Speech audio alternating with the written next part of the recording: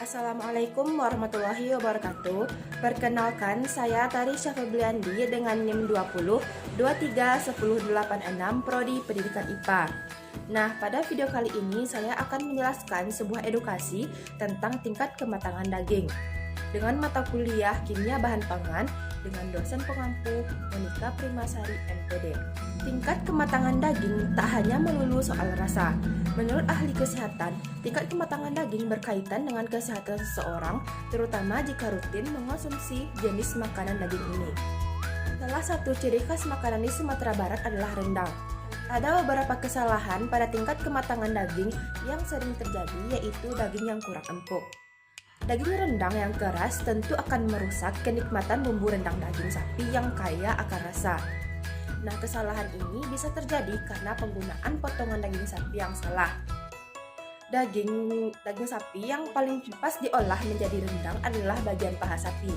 Selain itu, daging paha sapi sebaiknya dipotong agak tebal agar tidak mudah hancur saat dimasak. Ini dikarenakan proses memasak rendang memakan waktu yang cukup lama, yaitu sekitar 4 jam bahkan lebih. Lamanya proses memasak membuat rendang benar-benar empuk dan bumbunya meresap dengan baik. Cara pemilihan daging yang tepat adalah yang pertama, potong searah dengan serat daging yang panjang.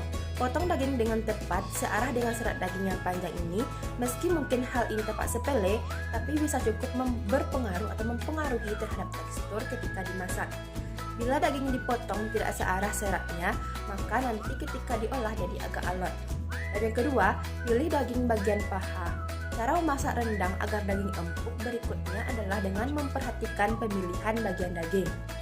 Nah, daging bagian paha ini lebih cocok diolah menjadi rendang karena teksturnya yang kuat dan tidak mudah hancur.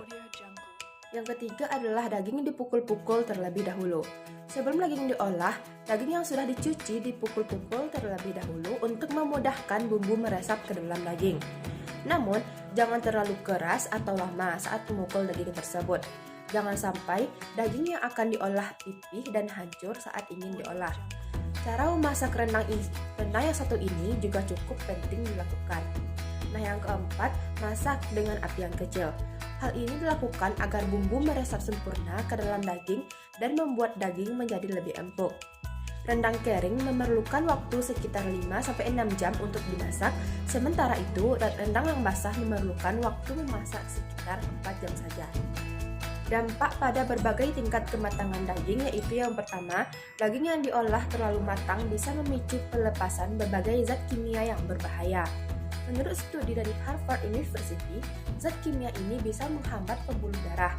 Kata ahli di dalam studi tersebut, zat radikal bebas seperti polycyclic aromatic hydrocarbon atau PAHs dan heterocyclic aromatic amines atau HAAS yang terbentuk saat proses pemanggangan bisa meresap ke dalam daging. Nah, andaikan proses pemanggangannya relatif lama, maka semakin banyak pula zat kimia yang terkandung di dalamnya. Zat kimia ini nantinya akan memicu stres oksidatif yang akan merusak sel dan kode DNA.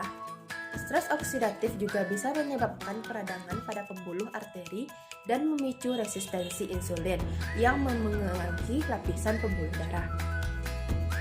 Yang kedua adalah daging yang dimasak dalam suhu sekitar 52 derajat Celcius, 75% mentah di bagian tengahnya. Daging ini memiliki permukaan luar yang tampak keabuan dengan bagian dalam berwarna merah. Daging mentah ini sendiri mengandung berbagai jenis cacing pita di dalamnya, misalnya cacing pada sapi dan cacing pada ikan.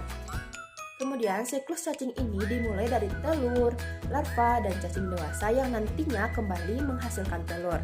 Menurut ahli, ketika tubuh sudah terinfeksi cacing pita, biasanya akan mengalami mual, diare, sakit perut, lemas, kehilangan nafsu makan, terus merasa lapar, berat badan menurun, dan defisiensi vitamin.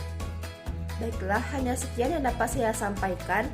Wassalamualaikum warahmatullahi wabarakatuh.